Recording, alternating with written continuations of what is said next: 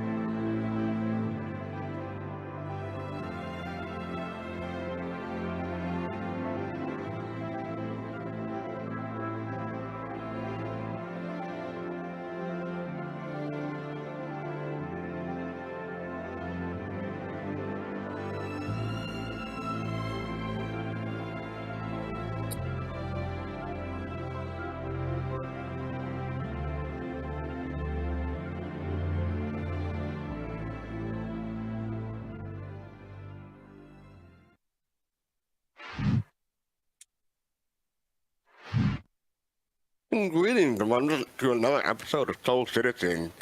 Today, we're talking about microTech, giving a microTech system tour. This is episode 173. So, yeah, we've done 173 videos of shows of these, y'all. So, and hope we're keeping the good record going. But before we get into the show, I want to introduce our co-host, Abdi. Tell us about yourself, real quick. Hey y'all, I'm AbdiYohan. My name is actually AbdiWalk, but I go by AbdiYohan on all the social medias and stuff. I am an artist, an illustrator, Twitch streamer. I combine those two things on my streams. So if you want to watch a little bit of illustration, sketching while playing Star Citizen, you can find me at twitch.tv/AbdiYohan. And I'm also a Soul Citizen, thanks to the wonderful work of fastcart and Griff. So happy to be here. Happy to be here on another show. It's been a while, so I'm actually super stoked to be here. And you were a guest on a different show earlier this week, weren't you? I was. I'm making the rounds for some reason. I'm not really sure why. My schedule opened up, so I was on Yacht Club earlier this week. Hey, you didn't tell nobody. Huh? You didn't tell nobody, did you? You didn't tell nobody. Nobody. Yeah, honestly, the last week has been kind of crazy for me. They asked me to do it 2 weeks ago, and I was like, I'm going on a trip with my family, camping and all that. Then I came back from camping, and then the show was like that night. So I was like, well, here we go. All right. But happy to be here. Also... Good to be on a show with you too, man. Thanks. And we're also joined by JadeStarwatcher. Jade, you're a Starwatcher everywhere, or you got different names too? Well, I do have my DJ alias when I'm on the People's Radio, which is DJ Sky. But mostly I'm JadeStarwatcher in the verse and around the verse and on Soul Citizens and on Twitch and everywhere else. So, yeah. If you see a really good Spectrum post that isn't like most of the Spectrum posts, it's JadeStarwatcher. If it's like an actually informative post saying something that like is coherent and makes sense, that's JadeStarwatcher on Spectrum. Oh, thank you. I'm not the only one, but thank you. And people can find you at on People's Radio, right? Yeah, people can find me on the People's Radio. I created the station. I'm the program director, and sometimes I even DJ and produce songs. So, cool. Yeah. That's pretty much and I'm also a fastcart. You can also call me FC if you want to too late to type out fastcart. I know it's 8 letters opposed to 2, so yeah, FC. You want to go there. But yeah, today is September 17th, and as I said before, today's show is about microTech, system tour microTech. So let's hop to. Oh, well, before we do that, I just want to say thank you to everyone who's been donating to our charity fundraiser for St. Jude Children's Hospital. We reached $3,000 on Thursday, so we'll be having a 12-hour live stream on October 1st. Sunday. We do 10 Eastern to 10 Eastern, 10 a.m. to 10 p.m., or 2 p.m. UTC to 2 a.m. UTC. So 12 hours, and we will be including our regular scheduled show for Soul Citizens on that day. So it should be a lot of fun. So hope you people can tune into that. And we will raise more money for children's St. Jude Hospital. So thank you for all that. So yes, Clio. I'm sorry. Tall DCI mentioned we were watching the video before they cut to us. But it said New Babbage had my favorite music landing zone, and I feel the same way. How do you feel about the New Babbage music? It's so like epic. It's epic. Like I don't like overusing that word. But yeah, like it's got that whole grandiose feeling where it starts off, like with that, little kind of crescendo into like, you're like here. And I mean, we didn't have clouds for a long time, but we got clouds now. And even before the clouds, it was just a beautiful place to land. So, and it's running better than it did when I first when it first came in. So, like that's a nice thing. But yeah, I love microTech. It's a cool place. Yeah. And Dog, thank you for the gift this sub to Alex the Drew. So thank you, Dog. What were you gonna say, Jade? I was gonna say it's my home away from home. That's like my home in Stanton. Hmm. So you picked a good show to be on. Yeah, so okay, let's get started. So first up, we're going to talk about microTech and Stanton 4. So I'll be taking this one. Stanton 4. microTech is a large and generally cold planet that is home to the microTech Corporation. The temperature is the result of an error during the UE terraforming process, which led to unusually dense cloud production. microTech produces mobiGlass here, a now standard piece of digital assertive technology used by nearly everyone in the empire. Although mobiGlass has become their ubiquitous product, microTech manufactures a wide variety of electronics, including those found in ship system and various ATMs located around high population cities, including Area 18. This planet is a good place to start looking for advanced sensor technology, which could provide an edge while dogfighting. Land on the planet is leased to smaller corporations, including some of microTech's competitors, which solidifies the planet's reputation as the place for cutting-edge tech research and development. Buyouts among successful Stanton 4 space startups are common. So yes, that is microTech, the planet to testing Stanton called Stanton 4. So yeah, any thoughts about the planet in general?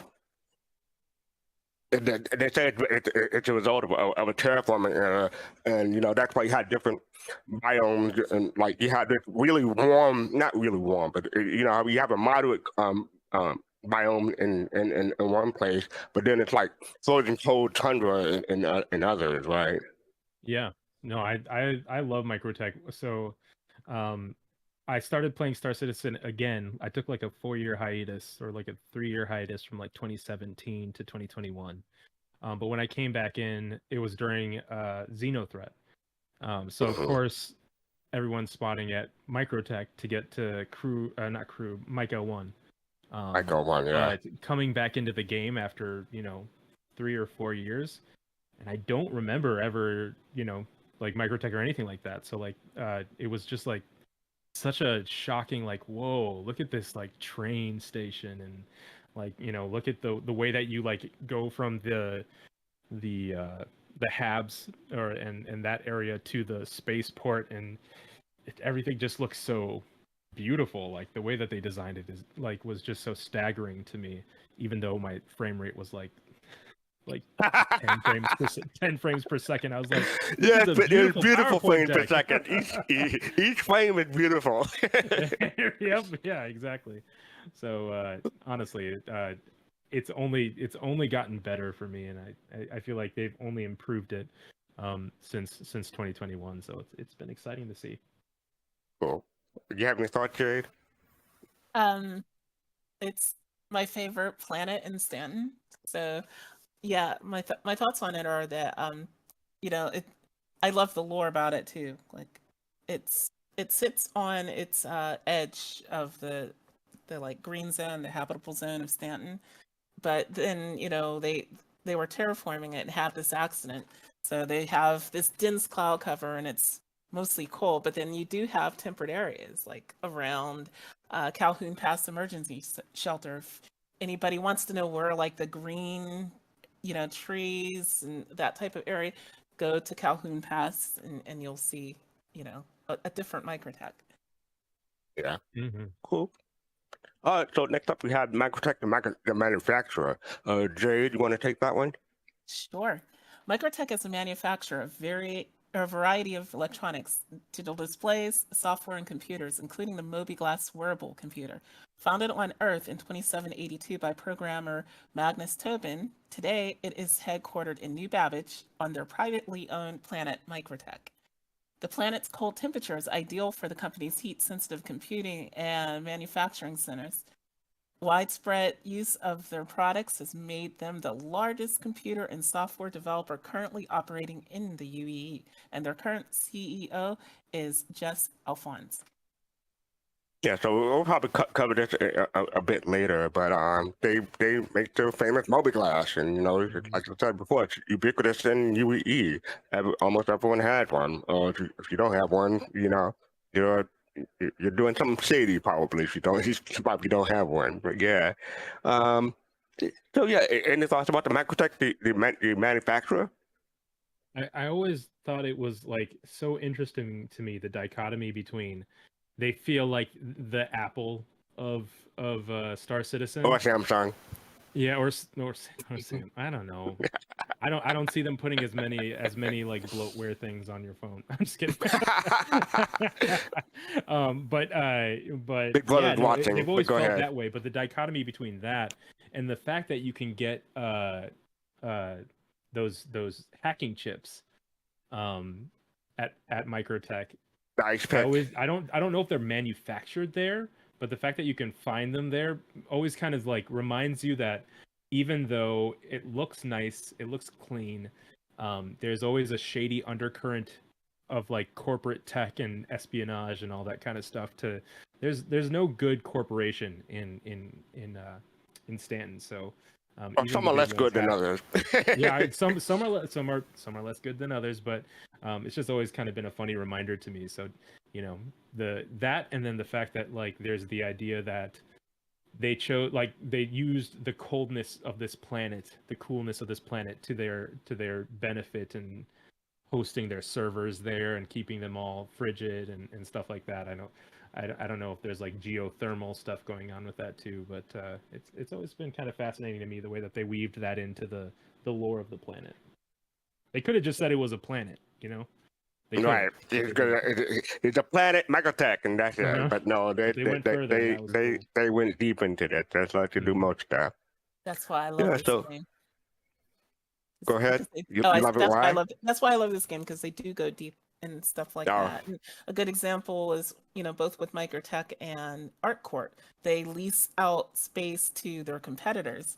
And, you know, at first thought, you think, oh yeah, that's really nice of them, but you know, in reality, it's probably just for spying. Yep. Keep your enemies close. Yeah. Yeah, right. With all their tech, I could imagine them having all sorts of ways. I mean, even the fact that they have those hacking chips there, I feel like gives you the idea that like, oh, they could, if they wanted to spy on you, if they wanted to use their tech to like, you know, once like hacking tech comes in, I'm really curious to see, you know, how much you could like find your way from corporation to corporation to being like, oh wait, this all starts at microtech, you know, like. Yeah, you talk about bloatware before. Can you imagine? I imagine all the Moby class probably had the back door embedded in them somewhere. So, exactly. Yeah, they're spying on everything that you're doing. Exactly. So Abby, you want to take the history? Oh, I'm sorry. Go ahead. I was going to say they don't just make Moby glass. That's what we're most familiar with. Right. Yeah. Right.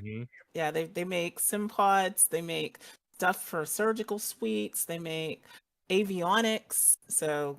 Yeah, microtech is everywhere. They run the gamut. Yeah. So, Abdi, you want to take history? Yeah. Let me just get that queued up here. All right. History. Discovered in 2851, Stanton 4 is a super-Earth and one of 4 planets in Stanton system's habitable zone. Full development of the system would have taken funds not readily available to the government at the time. After beginning initial terraforming, the UEE announced the decision in 2865 to sell it and its sibling planets to private interests in order to help pay down its debts and provide a boost to the downturned economy. An early terraforming error resulted in... Wait, this is the right one, right? Yep. An early terraforming error resulted in a climate far colder and harsher than initial projections had indicated, leading to multiple debates on the UEE Senate floor regarding the government's ability to sell Stanton 4.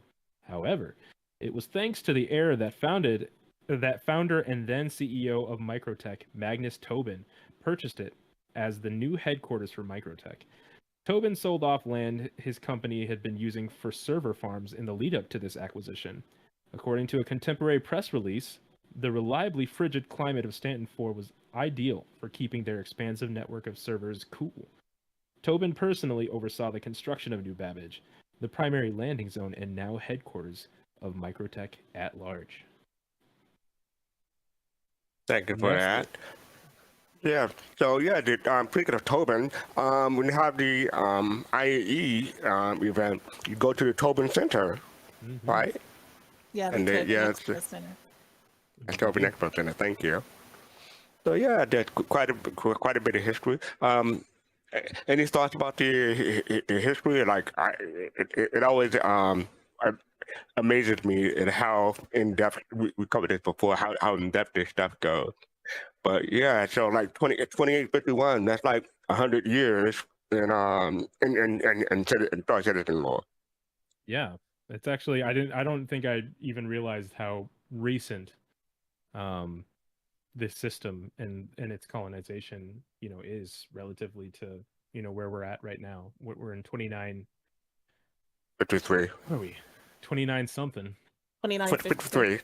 53. Yeah. So that's not super long in terms of like, you can imagine that people with their extended lifespan maybe, went to microtech when it was first, colonized to create it or whatever, and could still be alive today. Yeah, and there are probably people in this system that are still alive than before they sold the planets. So Right. Yeah, because people do live a long time in Star Citizen lore.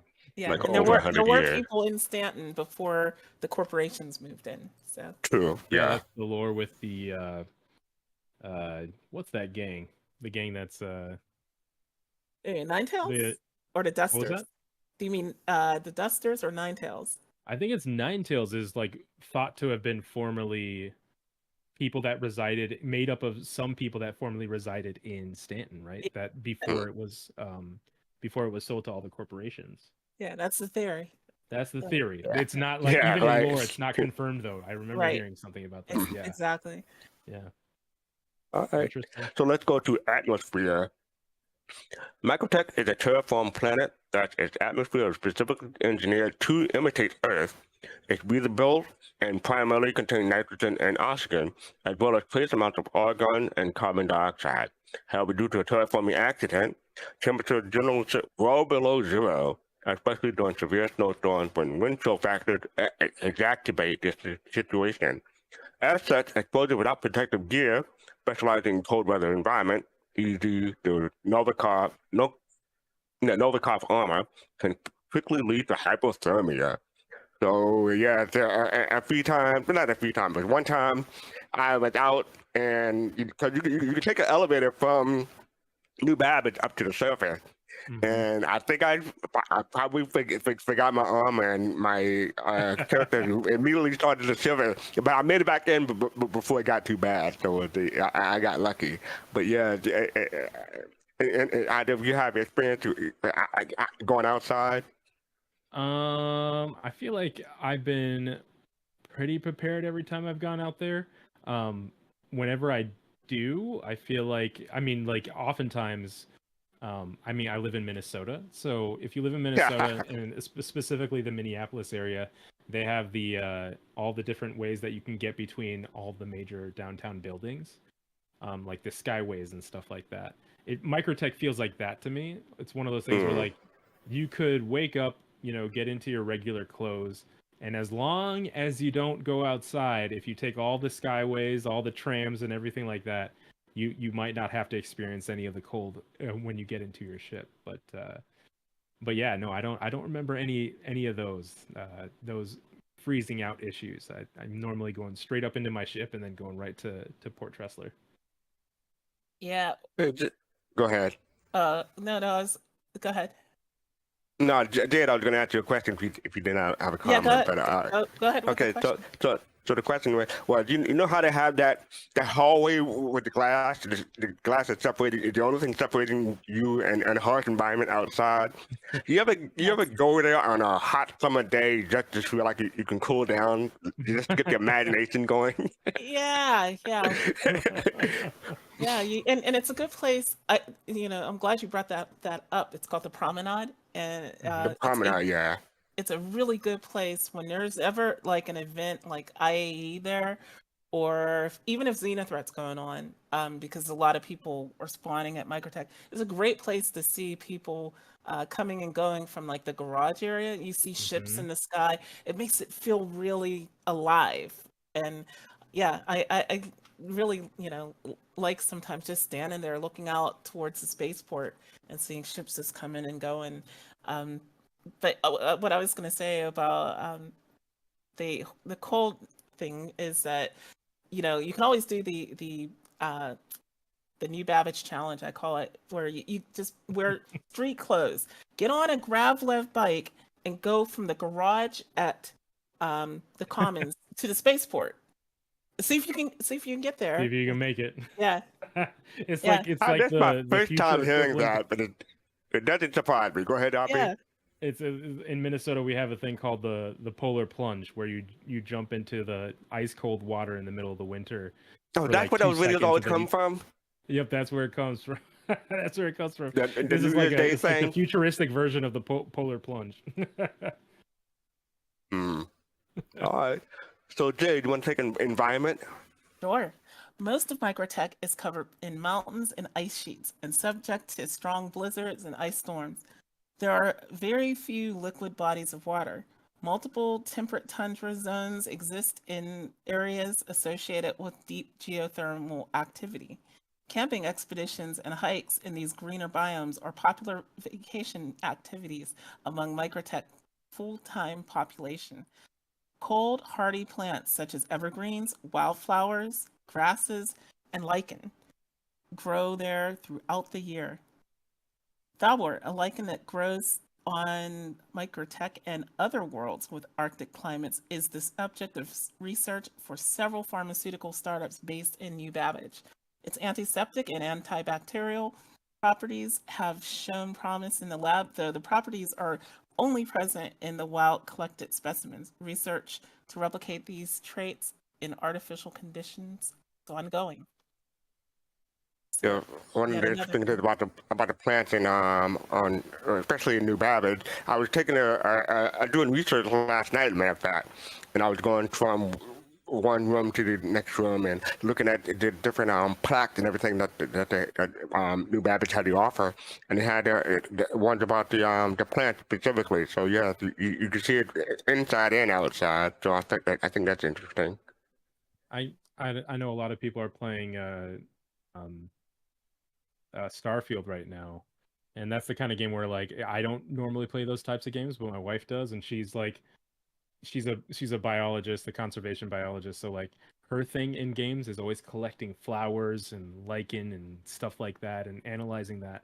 And I'm just excited for science gameplay to get in. I don't know if it's gonna look kind of like what it does in a Bethesda game, but the idea of just like collecting different like specimen and stuff like that. I know that we can already get like fruit and mushrooms right now and stuff like that, but being able to do that and maybe craft it into something or actually be able to apply it to heal yourself in certain ways, I feel like this is the kind of detail that I appreciate about a planet, so that oh, if I need to like go and stock up on something, I can go to this planet and collect that and put that into my science-y ship or whatever, and titrate something.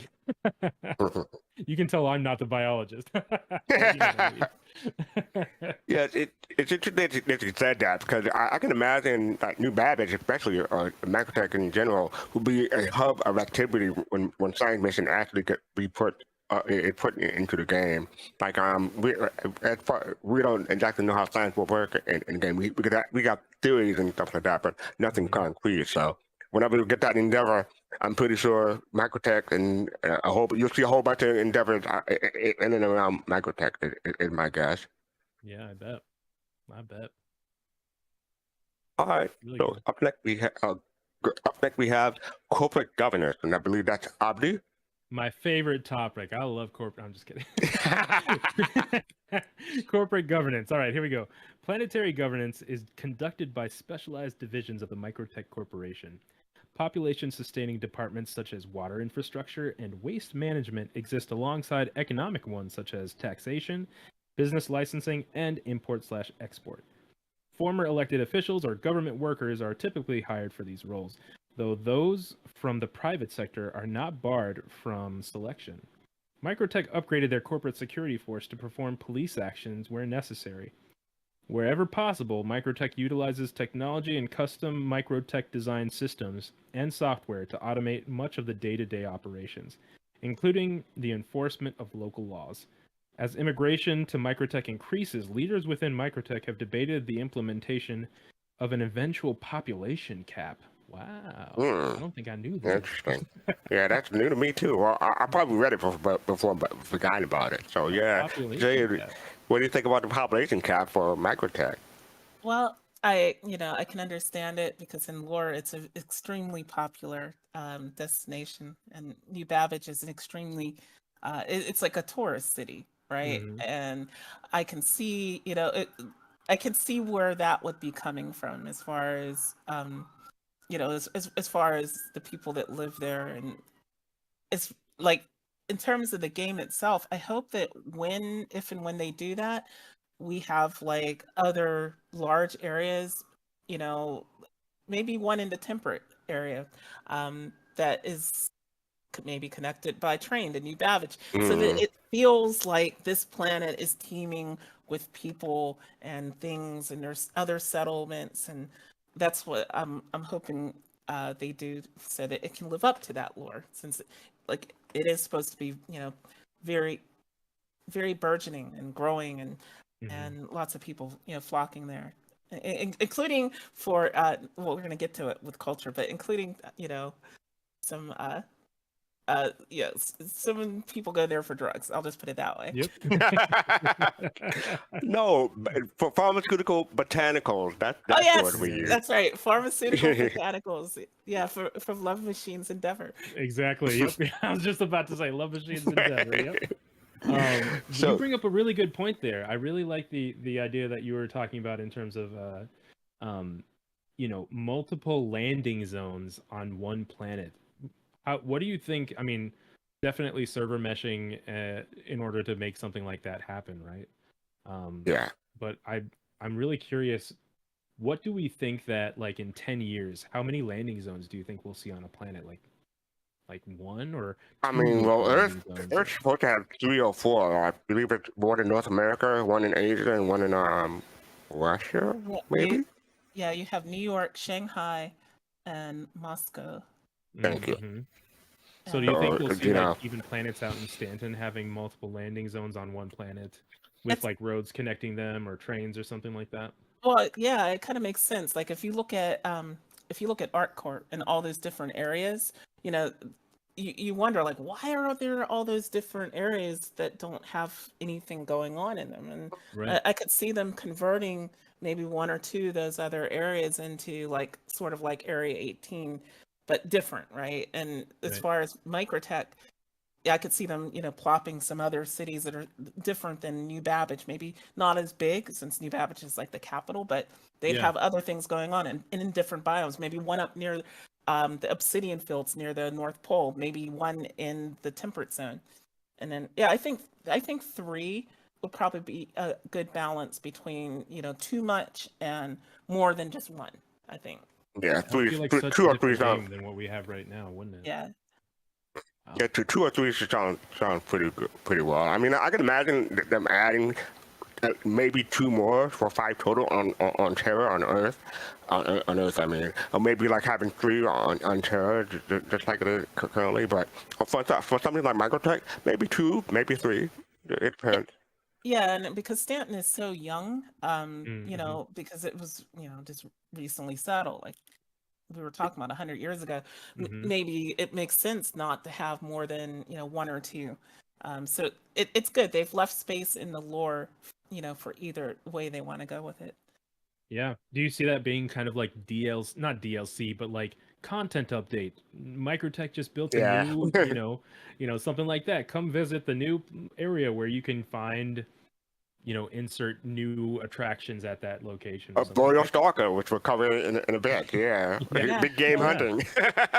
I can kind of see stuff like that happening in the future Mhm. if the servers will allow and the game continues to run in a better and better ways. Yeah, Big Black So Gaming brings up a good point. He says, I'd like to see outposts building by players make up potential additional landing zones. I yeah, absolutely true. agree. I think Agree. that's kind of what they expect too with microtech is in those temperate areas because they're so beautiful, Mm. and they're known for camping and stuff in lore. I think a lot of people want to have a little home on the river or a little settlement I was going on, to say the that. lake. Yeah. By the river could that be a perfect place to gather materials and stuff like that, and Yeah. to be self-sustaining.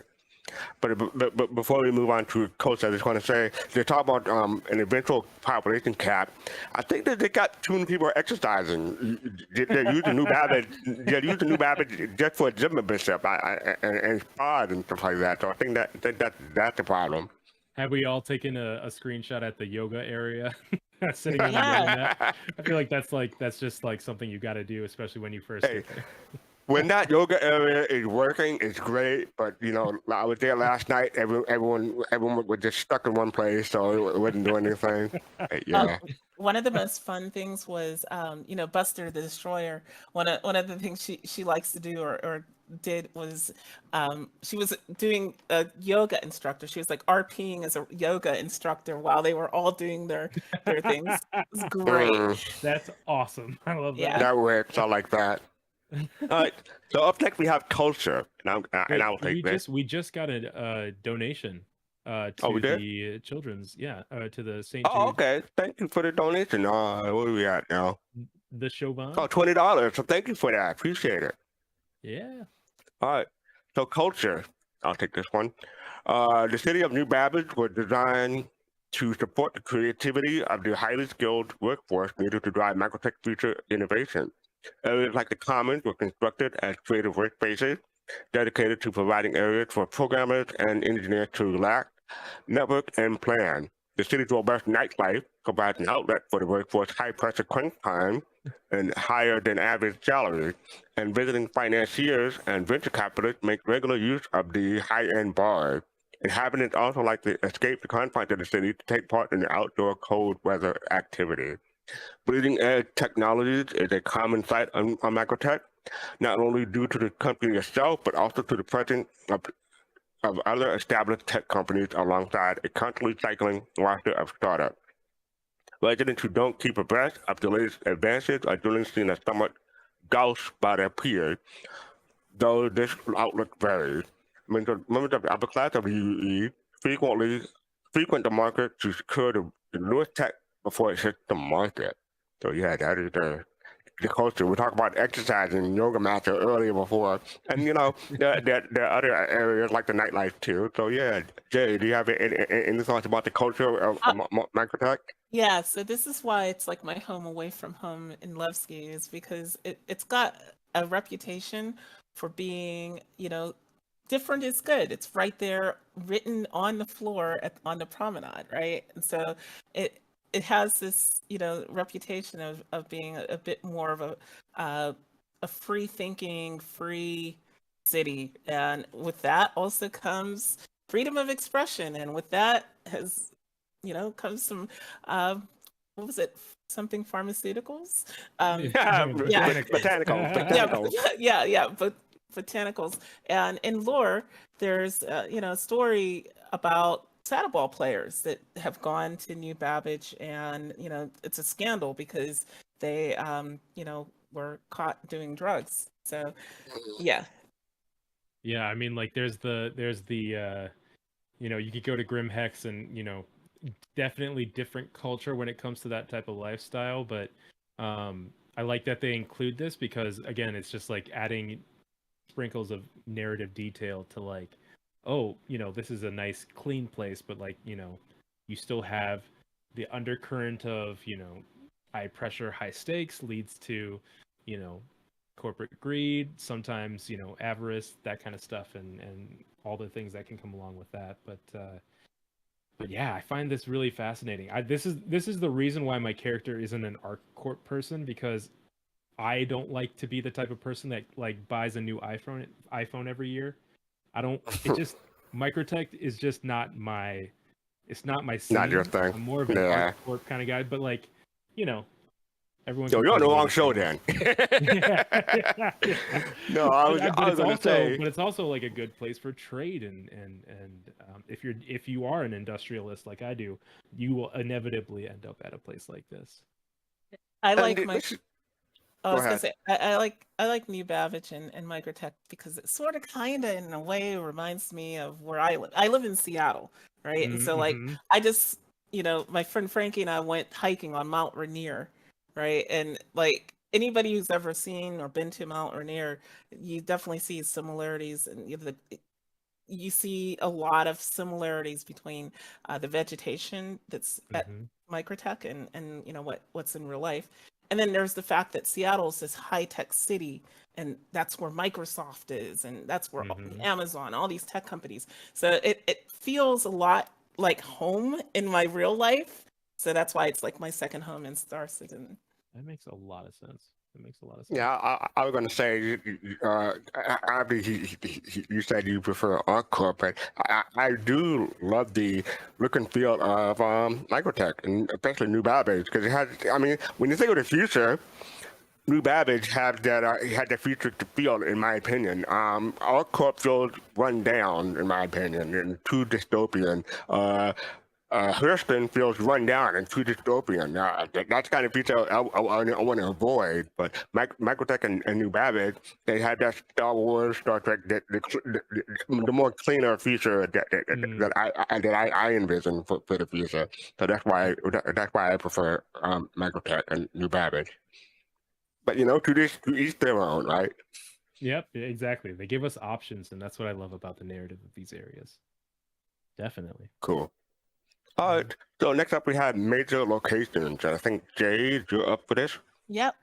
Major locations. So the city of New Babbage was designed to support the creativity of the highly skilled workforce needed to drive Microtech's future innovation. Areas like the Commons were constructed as creative workspaces, dedicated to providing areas for programmers and engineers to relax, network, and plan. The city's robust nightlife provides an outlet for the workforce's high-pressure crunch times and higher than average salaries. And visiting financiers and venture capitalists make regular use of high-end bars. Inhabitants also like to escape the confines of the city to take part in outdoor cold weather activities, and bleeding edge technology is a common sight on Microtech, not only due to the company itself, but also the presence of other established tech companies alongside a constant cycling roster of startups. Residents who don't keep abreast of the latest advances are generally seen as some. Read I think this already. I think this is a duplication. Yeah, I yeah, think so. yeah. All right, so Yeah. we covered some of this before, but yeah, so you talk about major locations, and we're about to go through some of them. So I'll take no, Abby, you want to take out the factory line? Yeah. The factory line is Microtech's flagship store at New Babbage. Yeah, this is where you can see a lot of stuff that isn't quite usable in game, but some stuff is, just like the Apple Store. And then if you need to get yourself, yeah, there's like I feel like this is going to be where you can find like all that virtual tech, I guess. Like Yeah, right? we covered this on previous show, talking about blades and SimPod. AI.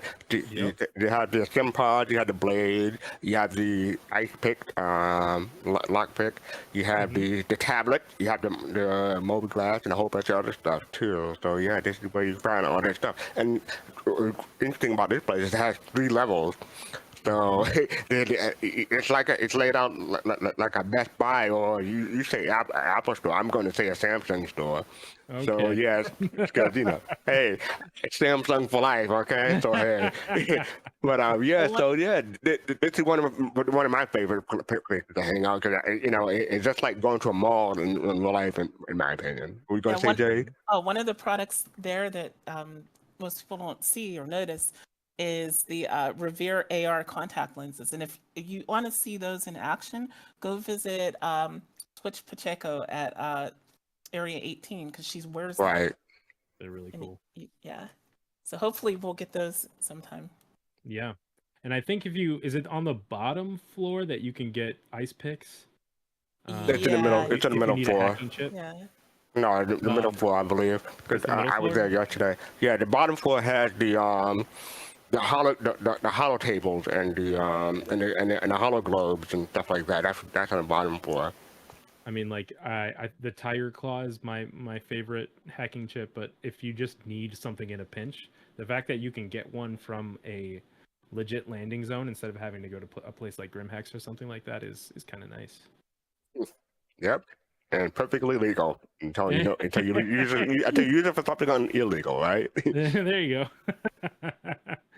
So yeah, that is the factory line. This is probably one of my favorite places to visit in microTech and that new Babbage Fest. I feel like they must have been so proud when they released microTech, just because like all of the architecture, all of the stores, they look so cool. Like you can tell that there's just so much intentional thought into how they're designed, and the aesthetic and how it makes you feel like you're in a tech, forward bleeding edge kind of place. But yeah, just love the design of an architecture. One thing I do feel is missing is an elevator, but we know how elevators work in Star Citizen, so maybe that's why they went with a staircase instead. But I mean, at a place like this, you feel it should have an elevator, but that's my opinion. Agreed. All right. Agreed. So up next we have Wallys Bar, and I'll take this one. Wallys is a bar and hangout spot in New Rabbit Promenade Dome. It is famous for its ostentatious decoration, such as chunks of icebergs which feed a large waterfall as they melt. Mission giver Eddie Parr can be found here. So yeah, Wallys Bar. Anyone hang out there? Not my kind of venue, but yeah, some of the people that might like it. Jade. Yeah, I love Wallys Bar. Until they put the one in, until we saw the one at Orison, it was my favorite bar in Stanton. I think it's still sort of it's my favorite club spot in Stanton because it has multiple dance floors. There's different music in them, and again, you can see the amount of thought that went into it. Yeah, definitely. Cool. It's beautiful, and I feel like, I mean, you play a game like Mass Effect or something like that, and like having a good spot to like go and have mission givers and dance and a place to hang out. But this is a multiplayer game, so being able to go to a place like this after a mission with a friend is great. I haven't done it a lot myself, but I think at a certain point, especially if there's more incentive to be at a place like this, like getting libations, or even trading reasons or mission givers, stuff like that. I feel like it'll be even more fun to kind of see more people, more real people at a place like this, just like hanging out. I mean, in my opinion, I'm personally preferably would prefer a place like G-Lock. A G-Lock bar is more down to earth, less ostentatious, as the word they say. But this place is cool. It has that club-like feel, and it feels more like a young person venue rather than someone who like me. In my opinion. We might get into this in a little bit here, but remember that mission that they did? What was it, 2017 or something like that, where you start in the Carrick and then you go down planet side. The hacking thing. Yeah, like I can just see like a place like Wallys Bar. You got a bunch of like tech corp people talking about like, oh yeah, like we have some like trade thing happening, blah blah blah, and you're just sitting there with your microTech, I don't know, super spy gear or whatever, listening in on stuff like that, and there's just so much potential because of the narrative of this area, like having corporate high level executives at a place like this after the workplace is all finished, and you can just like, yeah, the missions here, I can imagine them, and I hope that that's a direction that they go in the future. By the way, I want to remind people watching and in chat, we are taking questions. So if you have a question, make sure you use the Eclipse icon and submit a question. But I try to get to them at the end of the show. This is only for Twitch, by the way. So if you're watching on YouTube, you got to come over to Twitch, ask a question, and jump back over to YouTube if you want. All right, so next up we have Port Tressler and Jade. You want to take this one? Sure. Port Tressler is a transit hub above New Babbage. Facilities include a cargo deck, Casaba outlet, Platinum Bay, and an unbranded armor shop, and of course the Galleria food court. Yeah, this is a place where people like to gather for. Well, no, this is more, Michael one is where people gather for Xenothreat, but you know this is a place that you could go to also if you wanted to do that. But yeah, Port Tressler. I don't usually go there too often. People go there to want to take a big ship and then take a smaller ship from Port Tressler to get to the ground. That works. What do y'all think about Port Tressler? Well, I'm trying to verify this right now, but I feel like I used to always go to Port Tressler to get an XL1. I was going to say the XL1 is there. It's Yep. Oh, okay. It still Instead is. of having to go to New Babbage, or not New Babbage, to Orison. Yeah. Because it is still at Port Tressler. So it's just like if you don't want to deal with the clouds and having to navigate your way to Cousin Crow's, still a good way to get yourself an XL1. Yeah. Good advice. Yeah. Thank you. And if you like doing the 890 jump mission, it's really cool to be based out of Port Tressler too. Yeah. That's the only place I've done it, actually. I know that you can do it in ArcCorp, right? Yep, you can. Yep, but I've never done it at ArcCorp. I've always only done it at microTech for some reason. At least it's like a pretty background as you're blowing up a couple of Cuddy Blacks, I guess. Yes. Sorry about that. Okay. Up next we have the Tobin Expo Center. So Abby, you want to take this? Yeah, okay. The Tobin Expo Center. The Expo Center, named after microTech's founder, Magnus Tobin, is located near the Domes District and occasionally hosts events such as the Intergalactic Aerospace Expo 2950, 2951, 2952. No, it's different. They rotate to different places. Remember, they have it on Thursday. Sometimes. No, every year. So Go ahead, Jade. In lore, the IAE is actually held in a the one that we see in Stanton is a satellite expo of the main one, and we've seen it be at Tobin Expo Center several times, and it's supposed to rotate throughout Stanton, and I'm sure it will again, but yeah, it's been there a lot. So I think they're figuring out making sure that the locations run well for everyone, so that when they do these things, it's not just like completely bogged down. I guess microTech might just be the one that runs the best in terms of Orison, being. Well, and I think microTech might be easier to get around because you have that tram. I mean, every system had the tram, but I feel to me the tram system on microTech is just easier, especially when like you have the map and it's usually like one or two stops as opposed to Orison. You have to figure out which stop which place you got to go to in order to get to the right place in order at the right time. So maybe just me. Remember the first one was at Loreville, and it was basically at the spaceport, or Yeah. you took an elevator from the spaceport. Okay, so yeah, that one is easier. Yeah. Yeah, so I wouldn't be shocked if it's back in Loreville this year, but yeah. Yeah, I'd be very interested to see. The other thing that you always see is that the people oftentimes will skip landing at the spaceport so that they can just like land here, or land nearby and take the elevator up, and then your ship is just kind of left out there, but you have a quick way of getting back to it. Yeah, over at the Commons. Yeah. Mm-hmm.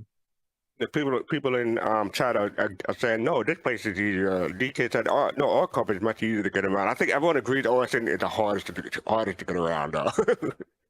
In my maybe just my opinion, but that's how I feel. But yeah, Tobin Expo Center. It was a fun time to be in the verse.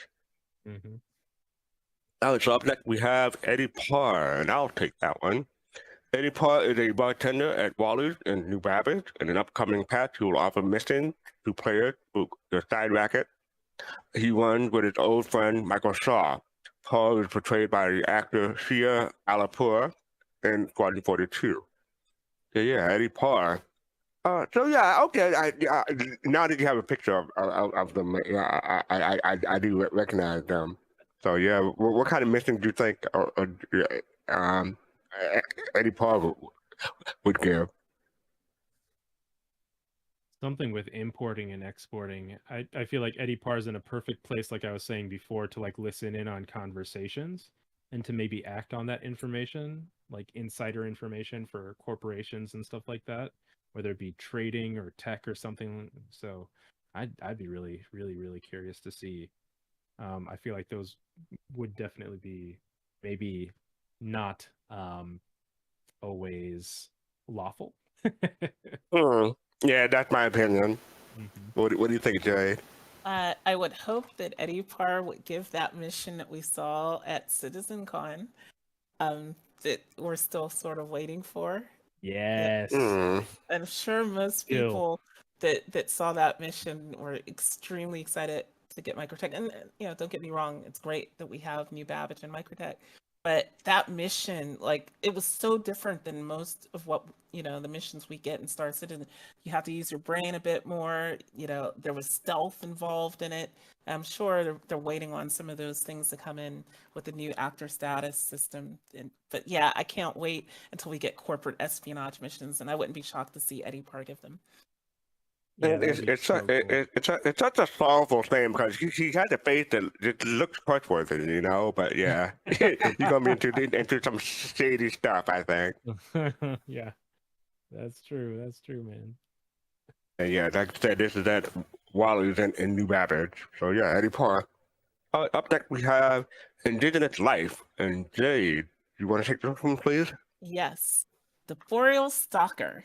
The Boreal Stalker is an apex predator found on microtech Stanton 4 and created by the company microtech to help round out the planet's ecosystem. After the error that in the terraforming process that led to a climate far colder than had been intended, many of the plants and animals the United Empire of Earth government used to stock the planet died. After purchasing the planet from the UEE, microtech opted to artificially engineer plants and animals to fill empty ecological niches, including the Boreal Stalker. Thank you for that. Thank you for that. And there's a picture of the big guy himself. So yeah, a lot of people saw this and went like, "Nope." What are your impressions of the Boreal Stalker? Looking forward to seeing them. You gonna try to poach it? I don't want to poach. I'm not. My character would definitely not be a poacher, but I'd definitely be a wildlife photographer, and I feel like this would be a very fun one to track down and not get killed from. Yeah, I could see people going hikey and get eaten by one. What were you gonna say, Jade? I know. I was just imagining, an idyllic setting near one of the many rivers on Microtech now. Somebody's got their ship parked or they've built a little settlement. Everything's, nice and peaceful. There's daisies. And then you hear this noise in the woods somewhere. And this thing comes tearing out, and everybody starts running. Like I love this thing. This is great. what the game needs a little bit more of, or some wild animals like this to make these ideal settings a little bit more dangerous. That make sure that you prepare before you're going out into the wilderness. Like if you're going up to Alaska, you're preparing for bear and things like that. So yeah, I like the Boreal Stalker for what it represents. I wouldn't be out hunting them. I would be one of those people that I would hope they'd have like a thing where microtech needs to keep track of the population of them to make sure that they haven't been overhunted, or that there's enough of them, enough for a viable species. And I'd be one of those people. I enjoy doing that kind of stuff in Starfield. So yeah. That's really cool. Yeah, I wouldn't mind like using binoculars and stuff like that to watch them, but I don't want to get too close because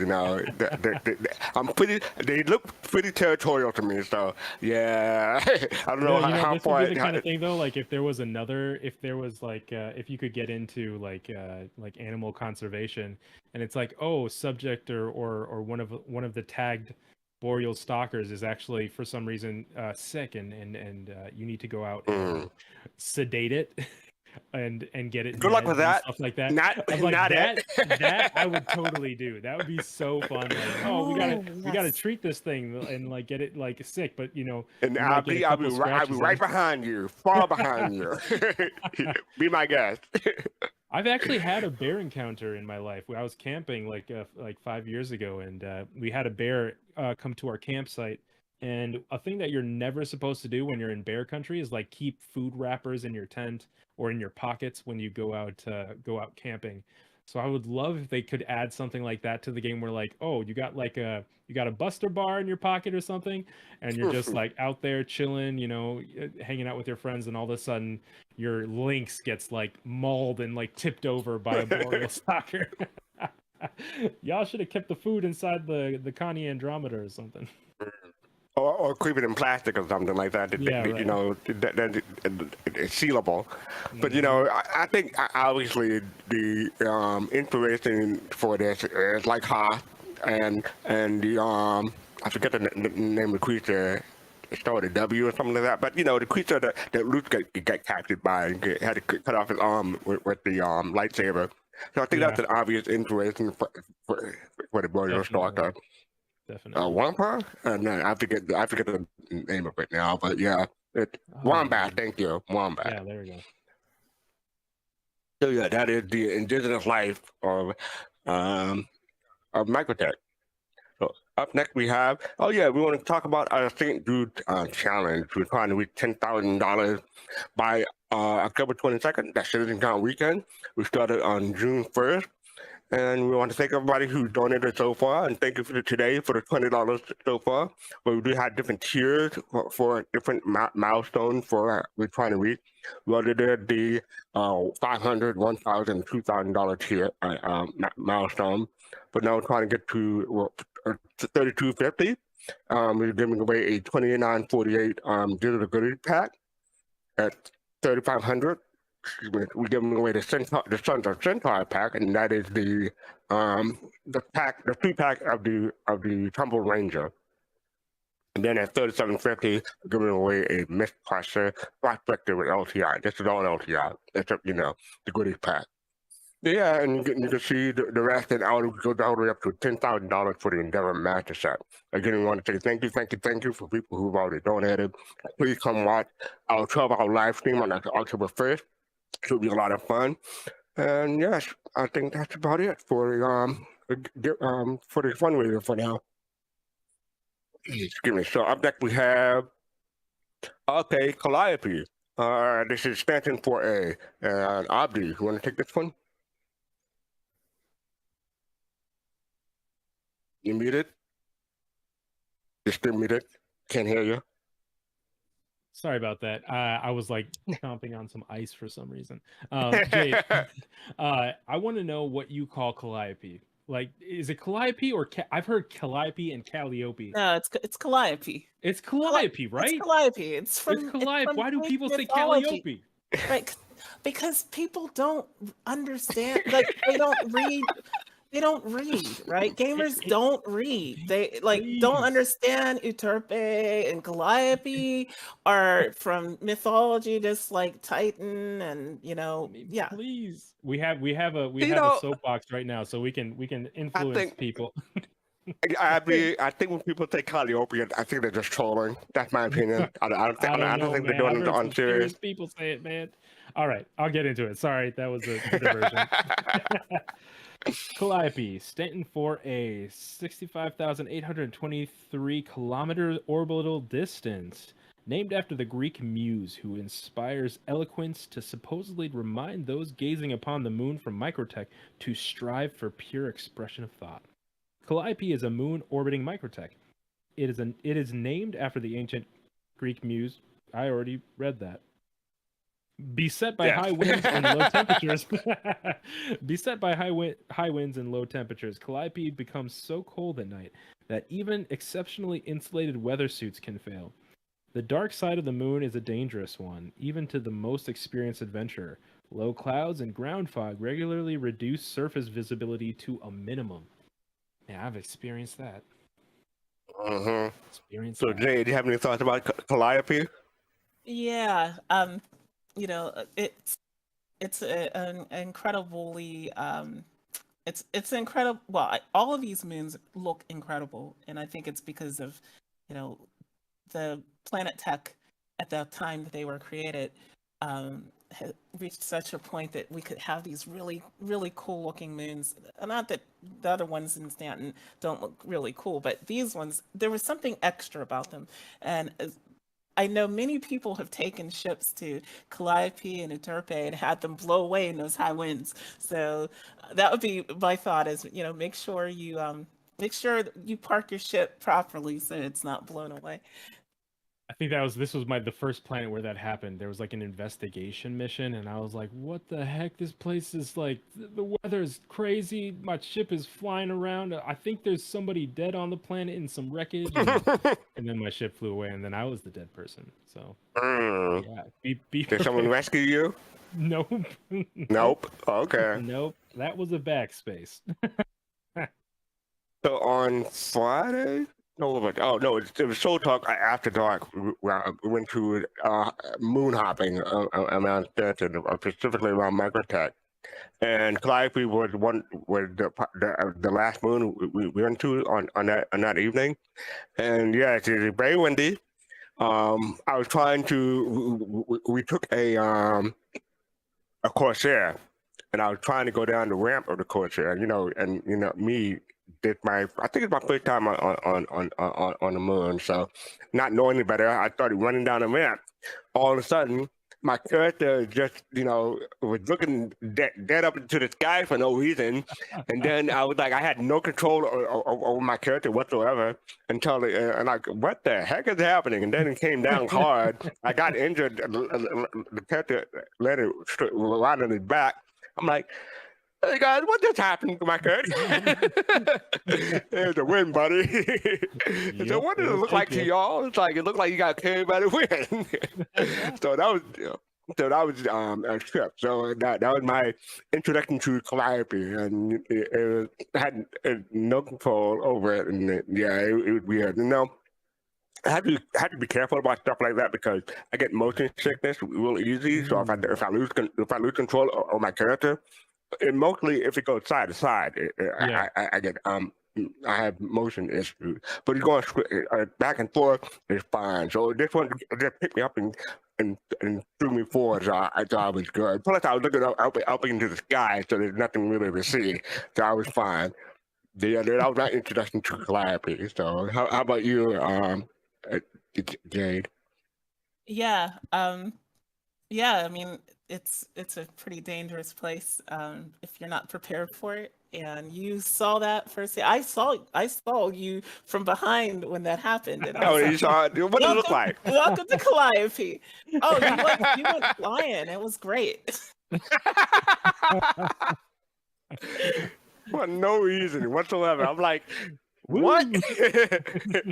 Yeah, I mean, I realize it's still, somewhat early in the development of the game, but I do love that even at this stage we have, we have a diversity of moons, right? Where things like this can happen if you don't know. Like, if you're just, like, I imagined fastcart because you had never been there before, but I imagine you a lot of new players that go there and just think, okay, I'm gonna get off my ship, everything's gonna be fine, and then there you go, right?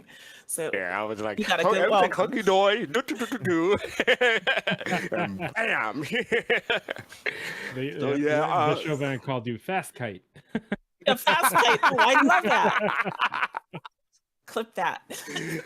Oh man, yeah. So one thing I will say between Clio, Euterpe, and Calliope,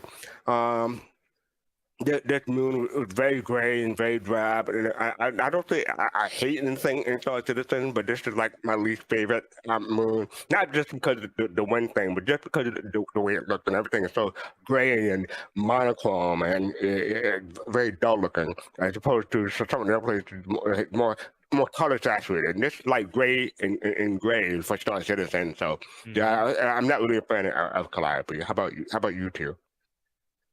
It's not my favorite microtech moon. The next one we're going to talk about is, though. Okay, Abdi. Yeah, I feel like I appreciate its existence. It's not my favorite place to hang Right. Yeah. And yeah, this is the one. when the Nomad came out, I think I did a mission on here too, and my Nomad just like it was when it was like early implemented or whatever. And yeah, I parked that thing, turned off the power, and the wind just took that thing so far away. It's like, bye, Nomad. See ya. See ya. Was it Citizen Shenanigans? Anchor needed. We need anchors for those ships. Yeah. One thing I will say, Calliope is probably a good target for mining. So yeah, if you're interested in making money, Calliope may be where it's at. So up next we have Clio, and I believe Jade. Can you take Clio, Yes, please? gladly. Clio, Stanton 4B, and it orbits at a distance of 95,742 kilometers. Named after the ancient Greek muse of history, who was the daughter of Zeus.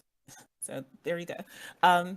So named after the ancient Greek muse of history to supposedly remind those gazing upon the moon from microtech to remember that their work stands on those who came before them. Clio is a moon orbiting microtech. It's named You could skip that one. Okay. Go to the next one. Okay. Clio's defining feature is a set of liquid oceans covering much of its surface. Snowy mountains, reminiscent of the famous microtech slopes, cover the other half of the surface, with unique, distinctly shaped icebergs meshing the difference. Regions with mountains and valleys that slide abruptly into the ocean at the coast and wide fields of white snow make this moon a picturesque destination. The hazy pink and green sky and jade oceans give this moon an alien feel, unmatched by anything else in the Stanton system, and that is a fact. And that is why I love it. I think I went to this moon and I got Purple Rain or Prince vibe from it from the Purple Haze. So yeah, Abdi, what do you think of Clio? I'm just glad they name dropped Jade. Yeah. It gave me my own ocean after I complained about ArtCore not having any. Thank you, Steve. No, I like Clio. Clio's dope. Yeah, awesome moon, beautiful. I feel like what I feel about Hurston's moons in terms of just being kind of like orange drab places to do mining. I do like that there's like another feeling with microtech, that there's like cold and like brilliant and beautiful kind of to those aesthetics, and Clio really does bring it here. Yeah, go ahead. I love when Atmo Esports did one of their System 7s, formerly called the Stanton 7. They did a race along the coastline, and it was a harrowing race because there were people that ended up, like going off into the hydrocarbon ocean to their death, right? So it's very perilous, and that I love the beauty of it, plus the danger. Those two things combined, and the whole alien feel of it, it really does feel like you're on another world that is nothing like anything you normally see, and that's why I love it. Definitely. Yeah, It really does feel aesthetically distinct from the other planets that we have in the game. Yeah. Or moons. Moons, yeah. Moons, planets, yeah. So, like I said, on Thursday after Soul Talk, we went to Clio and got off the course there, and we went to one of the bodies of water. And I think it was methane or something. It's not water. It's got to be. It's methane. Probably like liquid methane. Yeah, liquid like methane. On Titan. Yep. It looked creepy. I didn't want to go inside the water. Plus, it was freezing out, below freezing outside, so I had bad feeling about touching that stuff. So yeah, we reported it, looked at it, and it's like, too, that was cool. And DK brought up twilight, so the sun was setting on on Clio, so that was a beautiful sight. Then someone behind us on the Corsair turned the light on the Corsair, so it looked like, because of the way the fog and everything scatters in the atmosphere, it almost looked like the sun is rising on the other side. I'm like, wait, what's going on here? Because I was confused. My first time there, so I thought that was cool. But yeah, on one of we went to McGrath, I believe. And one of the cool things about Clio is that you can see Euterpe from Clio, so that was pretty good. Yeah, you can, when you're on, if you're in the right area of either moon, when you're on the surface, you have a really picturesque view of the other moon, and it's a place that if you ever want to get one of those just like drop dead gorgeous screenshots and Star Citizen, with a moon looming in the sky, that's the place to go. Definitely. Either one of those moons staring at the other one, because it looms large in the sky. Yeah. I love the idea that, oftentimes, especially as an industrial player, like I mostly go to planets because there's a reason why I want to be there that will make me money. And there's mining on most planets and everything like that too, but at some point, if with maybe photography being in game or something that you can sell, or other kinds of things or information and stuff like that, I love that being kind of the reason why you'd be going to a beautiful place like this. Like maybe there's some exploration reason that's bringing you here. Something that isn't always maybe money driven, but something that has the aesthetic in mind, or some other reason. I'm looking forward to that.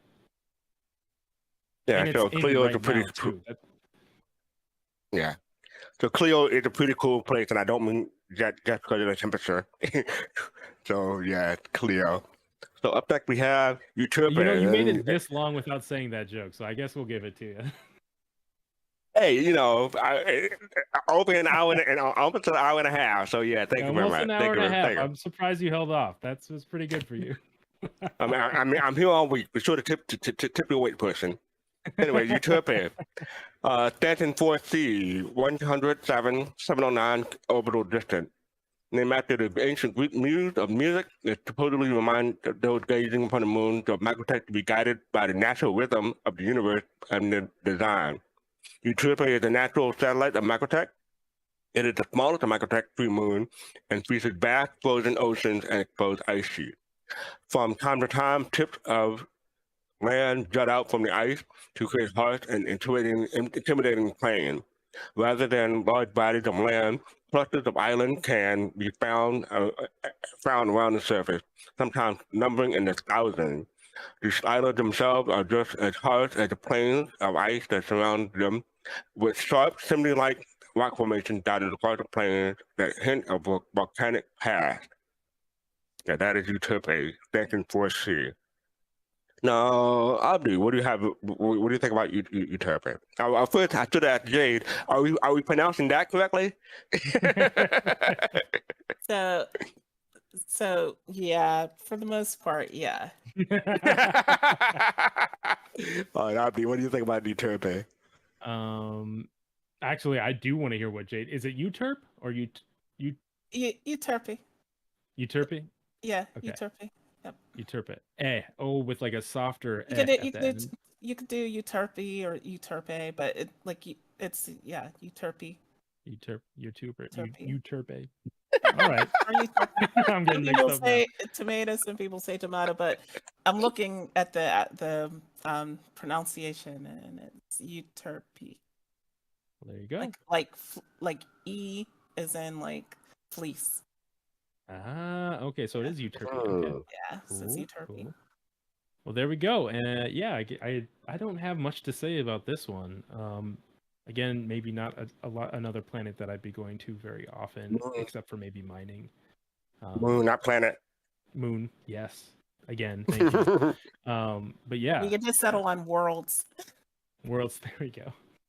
But yeah, another one of those where I would be out here for mining, and maybe not a ton else. Maybe if there was like a bounty or something like that above, but yeah, that would be it. Yeah, Jade, I don't know about you, but when I went to Euterpe on Thursday, it felt like a death trap to me because there's all these sharp rocks, and we were trying to climb up a mountain. You kept sliding down, and if you slide down at a certain angle, that could be the death of you too. So yeah, what do you think? That's what makes it fun. Oh my God! Like, no, seriously. Like, again, I don't want to be trapped here. I'm used to this stuff, right? Like, there are places on Mount Rainier that it's just like a cliff, right? The trail is a cliff. Like, you're walking on the ledge. That's what it reminded me of when we were climbing that mountain on Euterpe. I was just thinking, like, wow, this feels dangerous. I don't want to fall, and don't look down, right? Because the mountains seem very high there, as opposed to like when you're on microTech. And I think it may just be because the size of the moon versus the size of a planet. So when you're on a mountain on Euterpe, you feel like you're really up high. And in fact, that's why we called the ship to come get us, because we didn't want to have to climb back down, right?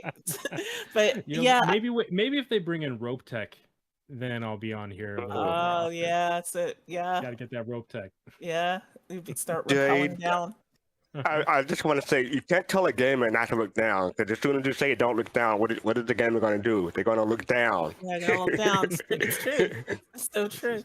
But when we flew into Euterpe, we went to see, the first thing we went to see was the Icebreaker racetrack, and it's got a historical place in the Star Citizen, not so much lore, but the Star Citizen community, because that was the first community made racetrack in the game, like from XPR. Huge. Yeah. So that if you ever want to visit a landmark that's in the microTech system that comes from the community, go to Euterpe and visit the Icebreaker racetrack. Thank you for that. I forgot about that. Yeah. Yeah, I mean, like the things that are in this game are not only the things that the game devs put in there, but are also the things that we discover ourselves, and that's what makes this a very special experience. It's not always so extremely curated. Sometimes it's emergent and what we make of it.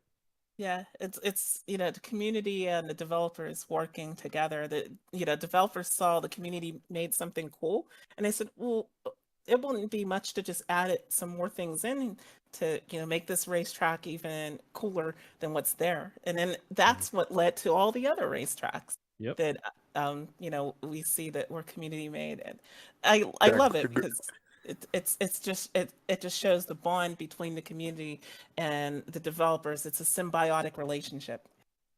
Yeah, Griffin is asking in chat, did we see Icebreaker or Snake Pit? Dark Knight says Snake Pit. Oh, okay. Yeah. Okay. All right. Sorry. Thank you, Dark Knight, for that. Yeah, Euterpe was was the first moon that we visited. So my notes were, I was just starting to take notes on stuff for today's show. So I forgot about the racetrack. Thank you for that, Jay.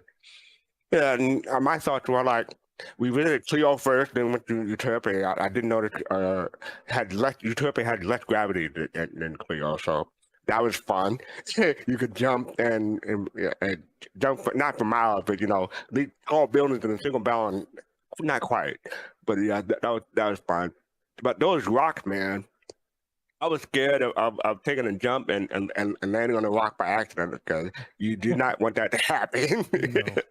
No. I try to be careful where I jump, but sometimes you can't really control or have control over that. So, but yeah, trying to climb that mountain, and then that'll be a good ski resort, because you slide without trying to slide. So. And you can actually ski in this game, or it's more like snowboard. If you break a wing off of a plane and you stand on it, you can slide down these mountains. Like, you have no control at all, but it's an exhilarating experience. Yeah. And I hope you have insurance or good medical. Yeah. So yeah, that is the Euterpe. So up next we have the INS Jericho and Abdi. You want to take this? Oh yeah, very familiar with the Jericho. The INS Jericho is a space station in the Stanton system, located close to microTech's Lagrange Point 1, aka Mike L1, whatever. It is a naval base acting as a forward outpost for quick deployment of UEE naval forces within the Stanton system. It was completed in 2871 and named after famed squadron leader Amare Jericho. The station is outfitted to provide logistical support, refueling, and resupply options for a variety of capital ships, as well as smaller support and combat vessels. Makes for a great place to take some photography here too, some screenshots. Thank you for that. And this is the site for the Xenothreat. We get to the INS Jericho. So I've seen this quite a few times. But it's been a while. Jay, do you have any thoughts about the INS Jericho? Yeah, I do have some thoughts. I do hope that they're not done with it, and I doubt that they are, because most things in this game they're not done with. I would like to see them add a bit more to it. It's great during Xenothreat, and I'd like there to be a reason to visit it when there's not a Xenothreat going on. Maybe some missions for the UE Navy. And I'm saying that as somebody who's not a big fan of the UE, but just for gamers in general, just for Star Citizens in general, to have more content. I would love for them to make INS Jericho, a bit more used than just for Xenothreat. Yeah, I mean, it has landing pads, and it has not a hangar, but like a garage that you can walk into with a little pad. That's how you interact with being able to sell the things that you pick up, the boxes that you pick up from Xenothreat when you're doing the mission. But it would be so cool if you could actually, maybe do more inside of it. If it was almost like its own landing zone or something, where you could look out from inside of it or something like that, or if there was a way to board a javelin or something when it's docked there. Yeah, cool place. Yeah, I don't have too much experience with the Jericho. I was mostly manning a turret or a pilot doing Xenothreat, so I wasn't actually moving the boxes to and from.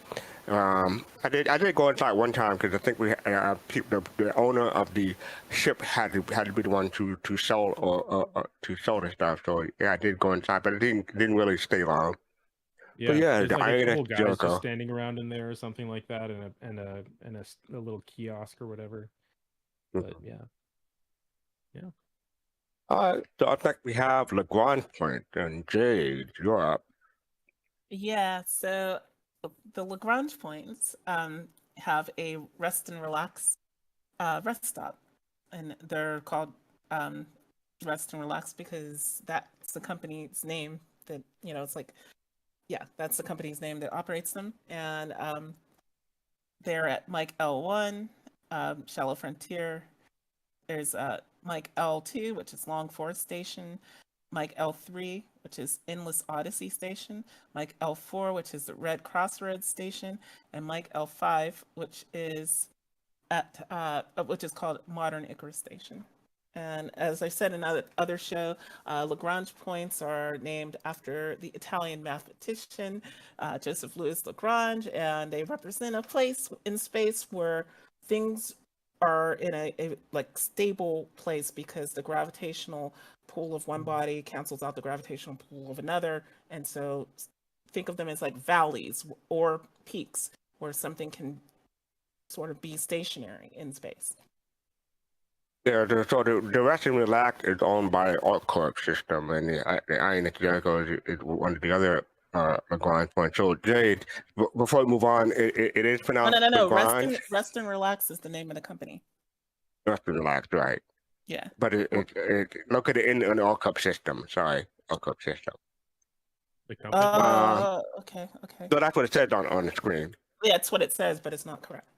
Those are operated. Those are all operated by Rest and Relax. Okay, now I was wondering why you skipped over that. Okay, now it makes sense. See, it's called editing before.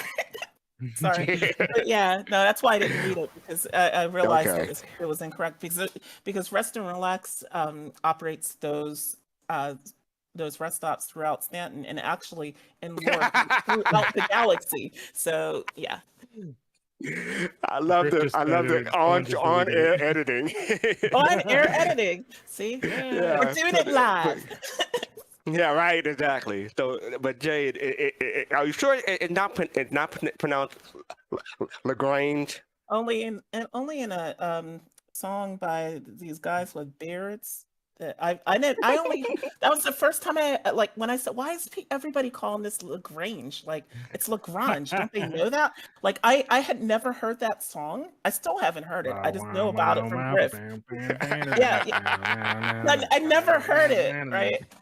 But yeah, I was like, why is everybody calling them Lagrange points? It makes no Because sense. it has range at the end of the word, so range is pronounced a certain way, so that's why we say range instead of one. These are people that didn't take astronomy 101. Anyway, But anyway, yeah. So those are the Lagrange points, as we pronounce it correctly. But yeah, thank you for that. Yeah, I don't have too much. We all go to Michael 1 for the for Threat.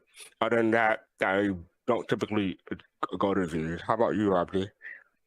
Yeah, Xenothreat, and yeah, I don't do a ton of mining in microtech. Most of my mining I do around ArcCorp, and I do some in the Crusader system too. But yeah, I mean, like, if you were doing mining, I know that one of these stations is kind of just super out there. So if you're talking about like mining in an area, and I got into a debate with some person about this on Reddit recently. There are people that don't like mining out in space. Some people think planetary mining is the way to go, but there are others that see it as just a gameplay loop that they enjoy, being out in space.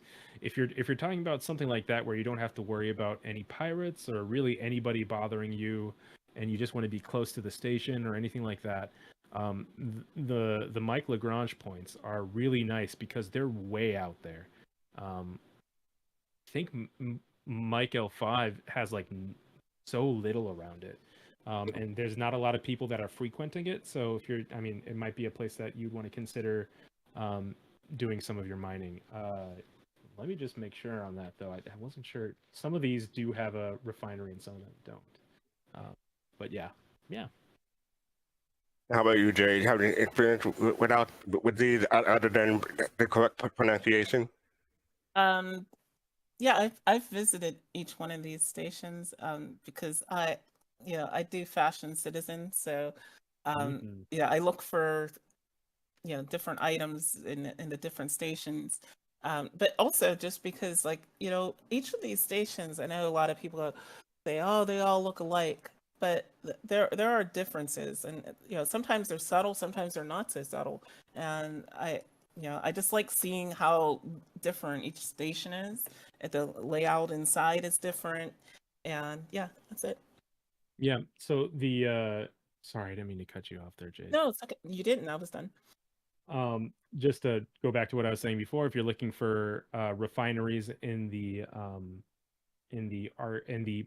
microtech location, it's Mike L1, Mike L2, and Mike L5. So Mike L5 definitely is a place where you can go do refineries for that. And Jade, you brought up fashion, and so something that I took not extensive note, but I took quite a few notes about New Babbage, and one of the things that I forgot to mention was Apparelli. You can go to the Apparelli and New Babbage, and people. I was streaming my games so people could see what I could see, and I think Apparelli was just a bit too snobbish for me. I don't know if the other stores around the Grand Point are similar, but yeah, I did. I looked in the Apparelli and I'm like, nope, not for me. Maybe a couple of outfits I might have gotten, but I decided not to get anything. But yeah. So no, they have Casaba outlets, which are probably more your speed, fastcart. But Apparelli, I love it because it's unique, right? It's just like It is unique. I give it that. Yeah, it's just like like the new store at Orson McCall. Like I love that these shops are unique. Apparelli is so high end; they don't even have kiosks, right? That like that, Yeah. yeah. And I like some of the clothes that are there. I don't like all of them, but I do get my heeled boots there. There you go. Yeah, and I want to see more fashion, more of that microtech fashion that they showed us artwork for initially. I'd like to see that appear there too. And yeah, right across from Apparelli is a place that's not open yet, but it also deserves a mention since we're talking about microtech and New Babbage, is Oza Restaurant. And Oza is Yeah. yeah, Oza is a fruit, and it's like called like neo imperial cuisine. So this is a I was place. wondering why it was called Oza, but go ahead. Yeah, well now you know. Oza is a fruit, and you can pick up Ozas in the game. They exist in the game right now. And this restaurant, I assume it looks like a very high-end restaurant, and that'll be like a place probably theory crafting. You'll have to wear the right thing to get in. So if you don't have it, you go right across to Apparelli, get yourself something, make yourself look good, and then you go in and eat. You mean I can't just go walking in wearing my flight suit? No, how are you gonna eat from that helmet? Gotta take the helmet off anyway. No, he's going in. He's going in there with his medical robe. monocle and top medical hat. gown. Medical gown. Make sure the back is tied. Okay, make sure the back is tied. Peak Star Citizen is a medical gown with a monocle. One other thing, when you go to the spaceport, you're greeted by the hologram. I forgot to mention that. And one of the things, the hologram, it's voiced by Anna Demetrio. She also does the voice for the Xenothreat, the one in charge of Xenothreat. Yeah, her microtech character is called Miss Babbage or Miss New Babbage. Yeah, and then of course we know her as Rowena Dooley and Dooley. Yeah, thank you. Another but thing I was just thinking on microtech area. I feel like Another thing about microtech's holograms we didn't mention, and a lot of people just run right by them, but you'll see holographic butterflies. And, yes. Yeah. Slow down. Again, slow down. Yeah, that's what Griffin always says. And walk and really look at some of these things. They put a lot of work into them. Oh, the space loop too, the little the hyperspace loop or whatever it's called. When you're Whoa. Thank you, Anonymous. Thank you so much, Anonymous. Thank you, Anonymous, for 10 gift stubs. Appreciate that. Thank you, Anonymous. Appreciate it. Look at all that. That's so nice. Yeah, that was surprising just at the end. So yeah. One of the things that I wanted to say about the hologram is that I don't think that this will be the only system or the only planet that has the hologram as a greeter when you come into land. So I just want to offer my services to CIG. I know the holograms like to tell a joke. I'm available for performance capture if you ever need someone else to tell a joke to greet it. So I'm just letting you know I'm available. All right. As long as you can use a hacking chip to ban the joke. Right? And I noticed we don't have. Things I want to say about this area too. Go ahead. So they've done a couple of fun things for different events. There was a race, or not a race, a time trial that they had a competition for, where you could do the space loop between the spaceport and then like the what's the name of the Grand Aspire? Is that what that is? The one with the Grand Aspire. Yeah. The building with So like you could do that and then land on the roof of that, and you could. I think someone ended up winning the time trial for that, but it ends up being a really cool kind of like time yourself, loop through the different structures on the tramway, and I always appreciated that. And then there was another thing that they do there too. Oh, I cannot remember. Whammers, our mascot Whammers is there, so we got to give a shout out to Whammers. We should also mention it's the first place that they put roads. There's actually roads around New Babbage. Now we don't actually see the road, but there are street lights that guide the way, and you can drive that route. If you want to do something, another little challenge, drive the road to New Babbage at night, because then it's easier at night because you can see the street lights better. Yeah. But I, I hope they I had a put tough time trying to land at New Babbage on microtech at night. So yeah, it's great to be at night, but landing there is a pain. Yeah, yeah. And then, of course, last year, right after CitizenCon, they had the inaugural New Babbage Bash, which was CIG developers versus the racing community. And I participated in it. And once again, somebody from my org won a race, RP 20,010 won the New Babbage Bash. I'm trying to get what a compliment. Are we doing a giveaway or was that a mistake? Oh, you're doing a giveaway. So yeah, evidently we're doing a giveaway for a Fury. You could say ticket 1, exclamation point ticket 1 to enter the giveaway. The Fury Twin Pack. The Fury Twin Pack. Thank you.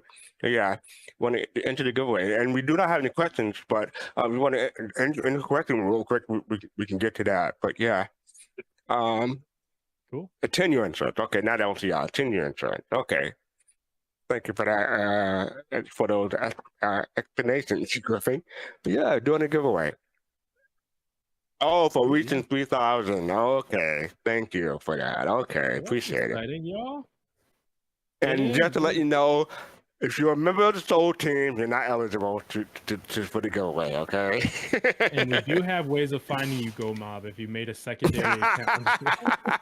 Not just Go Mob, Colossal too. You gotta call them out too.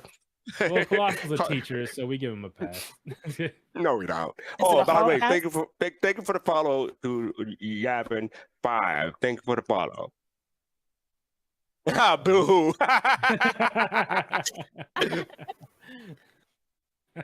Oh yes. Well, it is LTI. Okay, so it is LTI. Great. Oh, yeah. So the furry twin pack. Go ahead and exclamation point ticket. What was that? Sorry, Abdi. Oh, I was just gonna say, if you need me to take up some time, I have one other thing.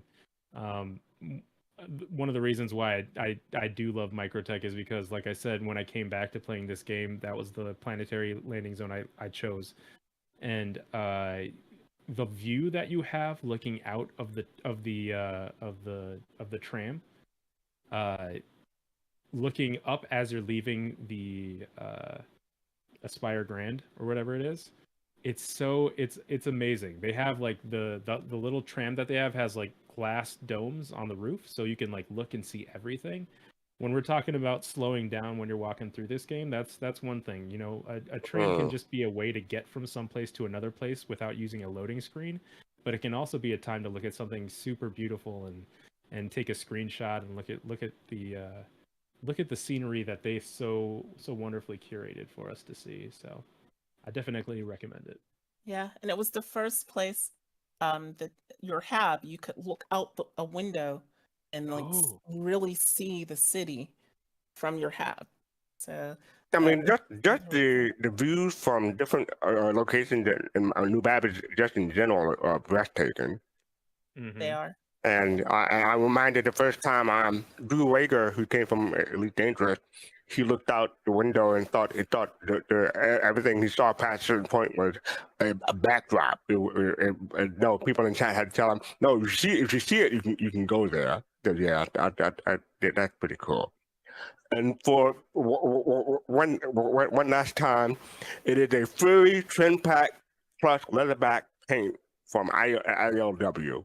No, so it says ILW, but I mean, in Vintage Long Beach. It's IAE. Oh, sorry, IAE. Okay, thank you. And the winner will send the information to. Well, we'll get to that when we get to the winner. But I think I know people should have interest to give like another 10 or so seconds before we close it. Oh yeah, thank you for that. Jade, you want to do a countdown from 5? And sure. hopefully we'll give Griffin enough time to close it before you're ready. Are you ready, Griffin? I'm gonna take that as a hopefully, yeah. So there you go. So yeah, give us a countdown, Jade, from 5. Sure. T-minus 5 seconds. 4, 3, 2, 1. Lift off. And the winner is North End Trooper. Won the giveaway. Oh my gosh. Northern Trooper, congratulations. That's who climbed the mountain with us. There you go. Yeah, that's Nice. true.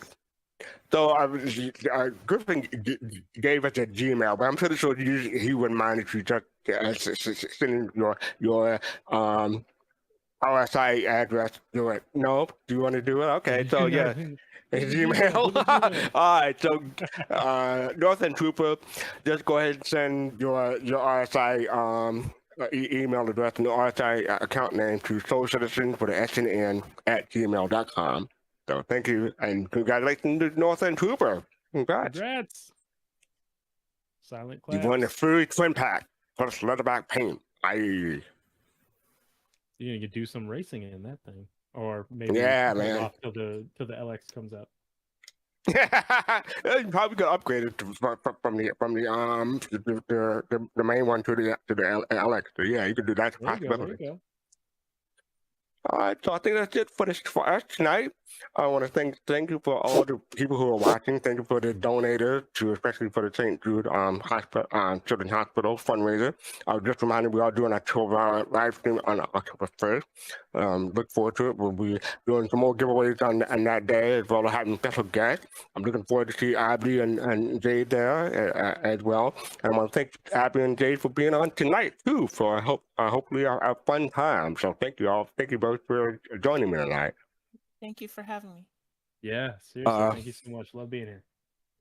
I know we didn't talk about this during the show, but Jade, you want to tell us what's going on Thursday? Sure. Thursday is, and every Thursday is Soul Talk at 9 p.m. Eastern Time, and that is the show where you, the community, can come into our Discord and talk with us on the stream about whatever was going on in Star Citizen, that week or just in general. So come and talk with us.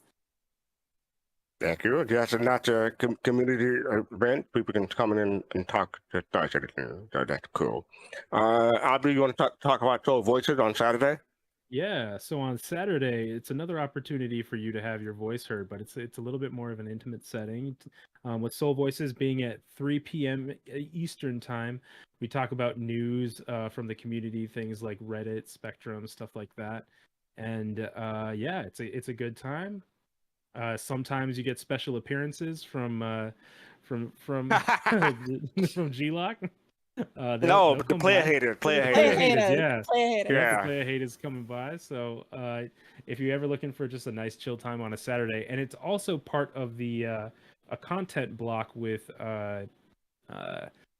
It's called the podcast. The Astro Historian, and also Relay Station. Yeah. So if you're looking for just like podcast, if you have a bunch of stuff you got to do on a Saturday, it's a nice time to be able to mow the lawn, get your chores done, and just have them in your ears. So check them out. And then next Sunday at 8 p.m. Eastern, midnight UTC, we're having a so-called planetary playtime. That's where we talk about recreation in the verse, and that should be a fun show. I believe, Jade, you're going to be on that one again. I believe so. Yeah. So recreation in the verse.